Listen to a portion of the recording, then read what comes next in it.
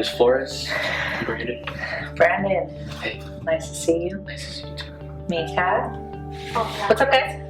So, me and your daughter have been dating for a really long time, and we have something to tell you. Okay. I can't think of any other way to say this, but I'm pregnant. Okay. So when did you find out about this? A week ago. Okay, can I ask why it took you a week to come and talk to me about it? I didn't know how to tell you. I was scared. Okay. How do you feel about it? I don't know what to do.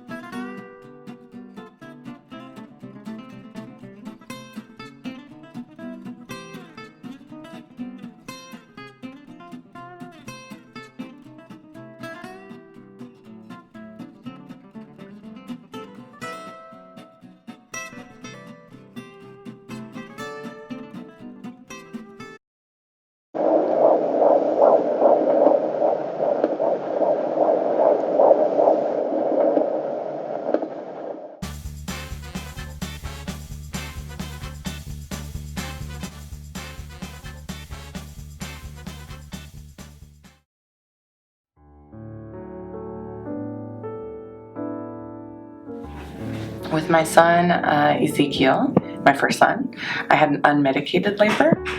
So I was a week overdue and just kind of started to feel the contractions coming. I knew that it was legitimate because I've been having contractions before, but I knew it was legitimate because they got stronger and they were really consistent.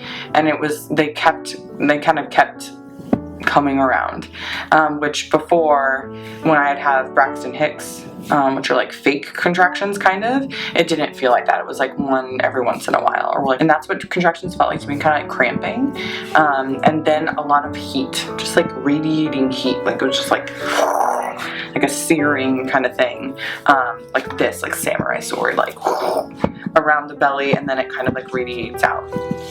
And would get more intense like with your lower back or with my lower back or like my legs and things. So I labored at home, meaning I would like have contractions and was just kind of like hanging out, breathing through my contractions for a few hours.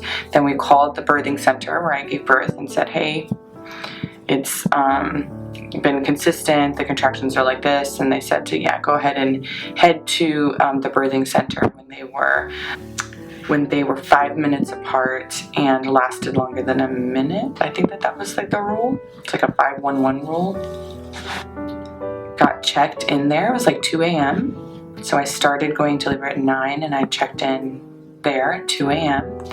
And from there I got checked. So you get checked to see how dilated you are.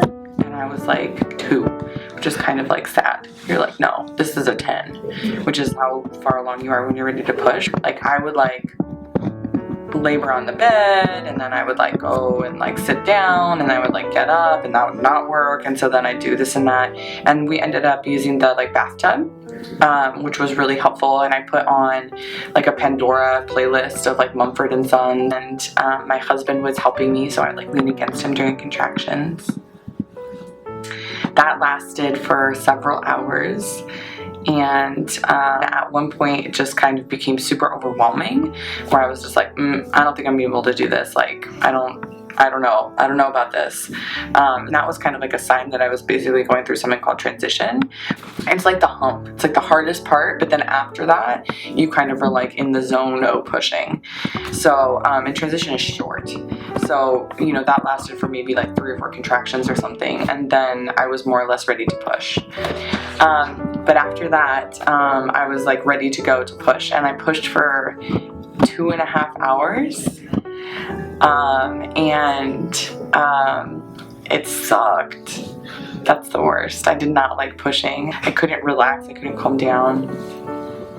and it's just really hard. So eventually they broke my water, and that kind of seemed to like get him out more or less. And I was exhausted, but he came and we got to have skin to skin time and just kind of hang out for a while and try nursing. And